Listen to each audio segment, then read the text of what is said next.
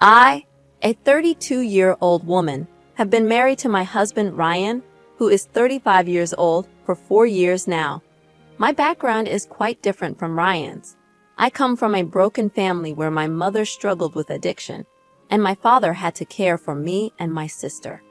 Unfortunately, my sister chose to live with our mom and also became addicted, leaving me with a sense of isolation. In contrast, Ryan's family is a tight-knit and extensive clan. He has a brother, 3 sisters, numerous uncles and aunts, all of whom are incredibly close. They celebrate Christmas together every year, which is a heartwarming experience. I'm truly grateful not only for Ryan, but also for his family. Ryan and his brother Cole don't always see eye to eye, with some remnants of sibling rivalry, though they generally get along. Their fundamental difference lies in their worldviews. Ryan, coming from a big family, has always wanted to have a family of his own, a sentiment I share. I've never experienced the joys of a large, supportive family and the constant activity in the household. On the other hand, Cole vehemently opposes having children. He and his wife, Ruth, refuse to have kids or even be around them, which has become a major point of contention between Ryan and Cole. Things took a turn for the worse when I became pregnant. While everyone in the family was ecstatic and in celebratory spirits, Ruth and Cole acted as though a great tragedy had befallen me. Their comments were hurtful, suggesting I should plan a farewell party instead of a baby shower because I'd be saying goodbye to my life. They also made insensitive remarks about how I'd become fat and ugly for the rest of my life. Ryan attempted to intervene, but they remained stubborn, so we decided to limit contact with them. Fortunately, Ryan's sisters supported our decision, as they were also fed up with Cole and Ruth's behavior.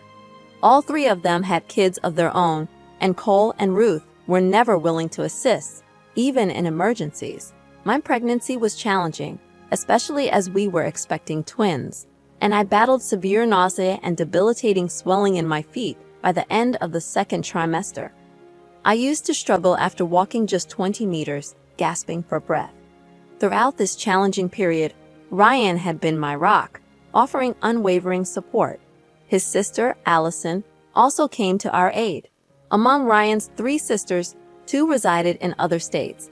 However, Allison, the eldest, lived in the same city as us, and her assistance was a true blessing. Allison herself had a 3-year-old daughter named Sarah, who was an absolute sweetheart. Sarah adored spending time with both Ryan and me and never missed an opportunity to help with babysitting. When my twins were born, our entire family came to celebrate the joyous occasion. However, Cole and Ruth, Ryan's brother and sister-in-law, were notably absent. Despite the help from the rest of the family, managing 2 infants was quite a challenge, but having the support of my family made things more manageable. Then, one night, at 11 p.m., I received a call from Child Protective Services, CPS, informing us that both Ryan and I were required to immediately go to a specific address. I explained that I had twins and at least one parent needed to stay with them. CPS insisted that I come while leaving Ryan with the children, as they had received a report of an unattended child alone in a house a few streets away, and that house belonged to Cole. My mind raced with a million thoughts as I made my way there. Initially, I assumed it was a mistake. I even considered the possibility that one of the 2 had a secret child, but it seemed highly unlikely. Upon arriving at the house, I saw several officers present and a terrified, sobbing Sarah. She was crying so hard that it seemed her lungs might burst. Without hesitation, I rushed to her and embraced her tightly as she clung to me. Sarah's emotional state shocked me. Allison was nowhere to be found, and the CPS representatives began asking me how I knew Zara and if I was aware of her mother's whereabouts. I explained that she was my sister-in-law's daughter, and I was often the one to babysit her in case of emergencies. It left me bewildered as to why Sarah was in this situation. They requested that I call Allison, but she was not answering her phone. Additionally, they inquired with the person who had informed them about what he had witnessed. He explained that he had witnessed a tall woman with short brown hair driving up with Sarah a few hours earlier. My brother-in-law and sister-in-law, Colin and Ruth, were present in the house at that time. According to the witness, he saw them engage in a heated argument for a while, after which Allison left the house in tears. Within an hour and a half, both Colin and Ruth left the house with bags and everything they needed. When the witness inquired about Sarah's well-being, they dismissively told him to mind his own business. This incident occurred around 8 p.m. The witness waited for their return, but when they didn't come back, he decided to call CPS. I was livid. It felt like steam was coming out of my ears. I couldn't believe the audacity and insensitivity of Colin and Ruth. I was also upset with Allison. Why hadn't she called me? Why did she have to leave Sarah with those two irresponsible individuals for such a long time? My anger led me to file a complaint with the police against Colin and Ruth. I didn't care about the consequences. All that mattered was Sarah's safety. When I returned home with Sarah from the police station and shared the details with Ryan, he disagreed with my decision. He insisted that, regardless of their actions, Colin and Ruth were still family, and we didn't know their reasoning behind their behavior. Now, I'm starting to question whether he might be right. I don't have the full story, and my decision to file a complaint might have serious consequences. Despite Sarah's safety, I'm doubting my judgment. Was I too hasty in going to the police without knowing the complete truth? Eventually, we managed to reach Allison. CPS had also contacted her, informing her that Sarah was with them. Allison explained that her husband, Mark, had met with a severe accident, and she had to rush to the hospital. In this emergency, she had contacted Colin and Ruth, asking them to take care of Sarah for just one night. She had promised to collect her the next morning. Allison had even packed Sarah's food, and Sarah, being a quiet and undemanding child, wouldn't have caused them much trouble. All these arrangements were made through texts and calls before she dropped Sarah off at their place. Allison didn't want to burden us because she knew we were already dealing with a lot. When she left Sarah with them, they began berating her, claiming they were child-free and had no time for such responsibilities. Allison pleaded with them because Mark was in critical condition, and she couldn't take Sarah to the hospital with her. Reluctantly, Colin and Ruth agreed. After that, Allison had no idea what happened. She called them at 10 p.m., and they assured her that Sarah was fine. It was only when CPS called her that she realized they had left Sarah alone and gone on a vacation. She was sobbing uncontrollably, mentioning that now that Mark was out of danger, she faced the risk of losing her child. Ryan drove her back from the hospital, and we managed to put both her and Sarah to sleep. Ryan's anger was palpable, and it was the angriest I had ever seen him. He made numerous calls to Cole, at least 20 or more times, but it all went straight to voicemail. My disdain for people had reached a new low, and Colin and Ruth were the ones responsible for setting this new standard. It was indeed a harrowing day. Cole and Ruth eventually returned home. They had been summoned for questioning, and they were furious with me for reporting them when, in their opinion, it was none of my business. I firmly told them to back off, emphasizing that their child-free status should not take precedence over helping the family in times of such distress. Their child-free choice should not outweigh the safety and well-being of a 3-year-old child. I stressed that anything could have happened to Sarah while she was left alone in a house that was not child-proof. I urged them to reconsider their priorities. Fortunately, the police officer understood Allison's situation, and although Cole and Ruth were let off with a warning, they had to pay a hefty fine. Currently, we are not on speaking terms, and I couldn't be happier. It has been a month since Mark's accident and the entire ordeal. He is getting discharged today. Sarah had been mostly living with us during this time, and she caused no trouble at all. Allison is understandably exhausted, so Ryan will be going to assist her. One of Ryan's other sisters has also come over to lend a helping hand. This has undoubtedly been a tough period for the family, but we made it through. Everyone, including my mother-in-law and father-in-law, has distanced themselves from Cole and Ruth. To be honest, they deserve it. I am simply relieved that the nightmare is over. Regardless of what happened, Sarah is Allison's responsibility, and she should not expect others to make exceptions for her. She is the parent, and she needs to be prepared. I completely understand that some people choose to be child-free, But sometimes you do things for others even if it makes you uncomfortable or annoyed. That's how relationships are built and maintained. It's disheartening to see how selfish they have been. You're definitely not the one at fault here. Neither your brother-in-law nor your mother-in-law have acted like rational and responsible adults, and they had this coming. I'm relieved that nothing happened to Sarah, and I feel deeply sorry for Allison. You absolutely did the right thing, OP. I live in a large apartment complex. One day, as I was heading out with my dog, I needed to take the elevator down. My dog is 8 years old and incredibly well-behaved. She doesn't bark at anyone and has a calm demeanor. She only approaches strangers in public when they signal for her to come to them. She's a medium-sized dog, and I can't imagine anyone finding her intimidating. She is always on a leash when we're outside the house, unless we're in a designated area where dogs can be off-leash. While waiting for the elevator, it arrived, and there were 2 people inside, a female aged 15 to 20 and another female aged 20 to 25. When the elevator doors opened, my dog attempted to enter, but the younger woman inside started shrieking, loudly expressing her fear of dogs. I calmly informed her that the elevator was for everyone, including dogs, and we both stepped inside. As a courtesy, I kept my dog on a very short leash, positioning her behind my legs at the opposite end of the elevator. However, the passenger continued yelling, insisting that we leave. I responded by saying she could take the next elevator if she didn't want to ride with a dog. Despite her protests, she chose to stay, and we had an uneventful 20-second journey to the ground floor. At no point did she mention being allergic to dogs, which might have warranted me taking a different elevator. Upon exiting, she made several comments, some quite rude, but I ignored her and proceeded to my car. I wonder if I was under any obligation to accommodate her by taking another elevator. I understand the analogy of the sword, meaning if it were another situation, I would have waited. However, in this case, it wasn't about my appearance. It was about my dog, whom I consider part of my family. I find it difficult to accept discrimination against my dog, just as I would against any family member. Am I in the wrong here? Should I have chosen to wait for the next elevator? I appreciate the feedback, even the critical ones. I posted this to learn, grow, and be better.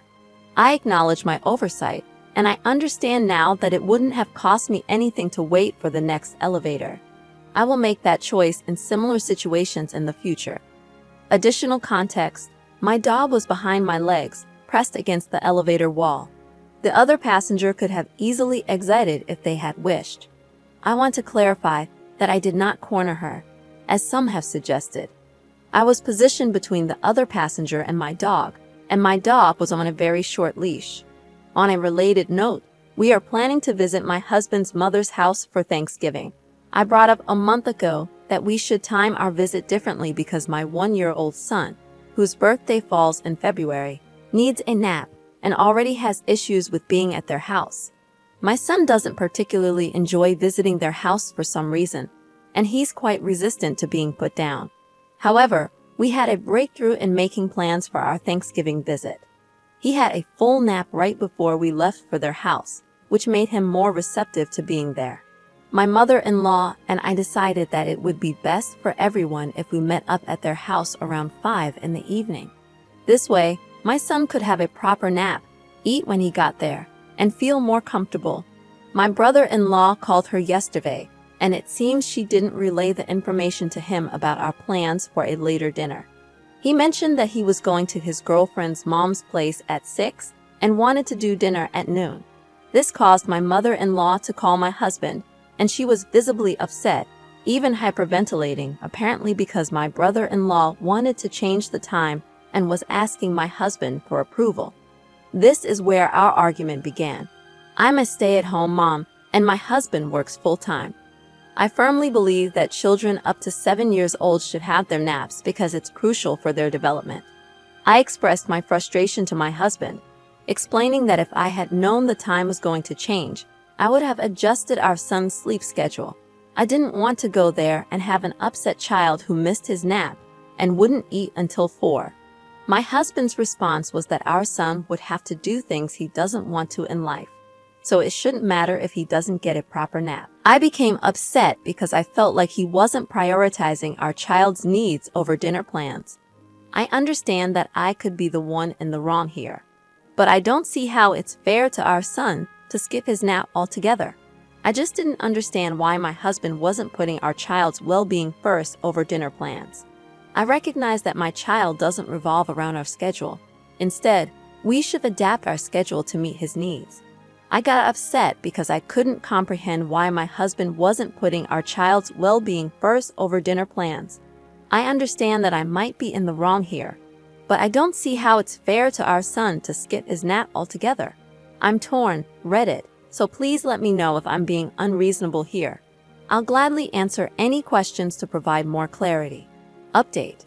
I've decided to give up the fight and just go when they say. Everyone else's happiness seems to matter more in this situation, and I've reached a point where I no longer care. When my husband came home, he immediately called his mom and vented his frustration about the sudden change in dinner time, emphasizing how absurd it was to cater to his older brother. He passionately expressed his annoyance for nearly 2 hours, highlighting his brother-in-law's disrespectful behavior, which we've grown to despise. Oh my goodness, everyone in this post is absolutely wild.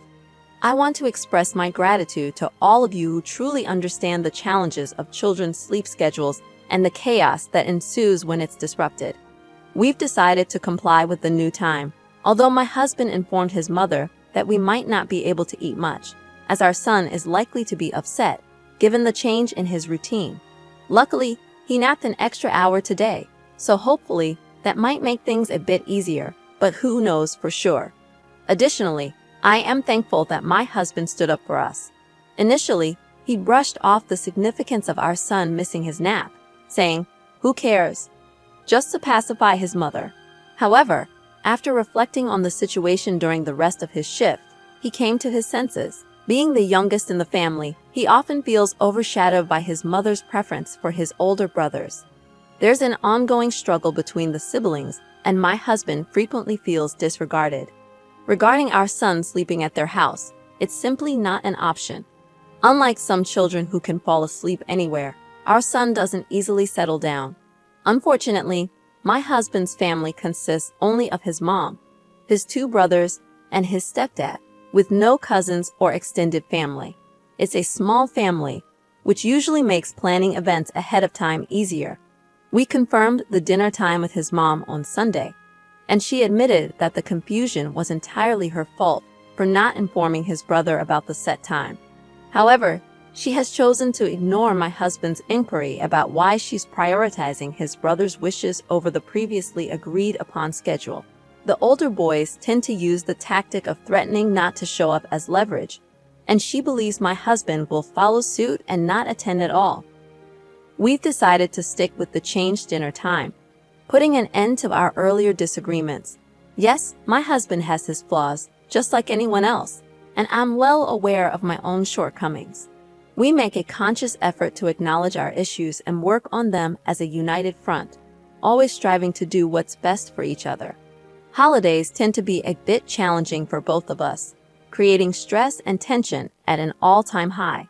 He's been in this situation before and understands it, but the way we met is quite unconventional and wild.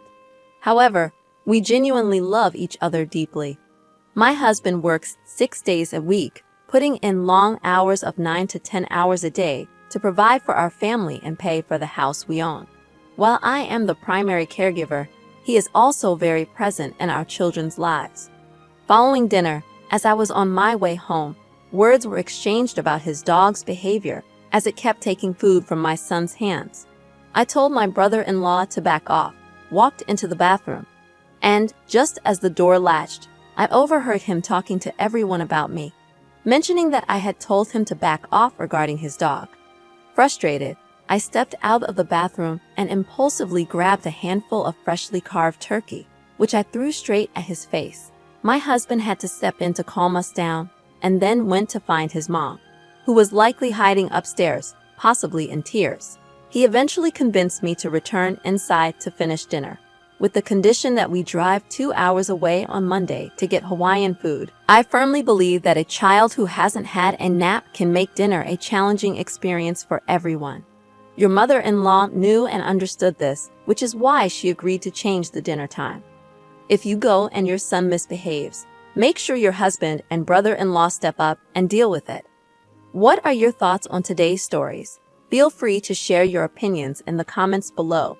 Don't forget to leave a like and subscribe, as it greatly supports the channel. We look forward to seeing you in the next one.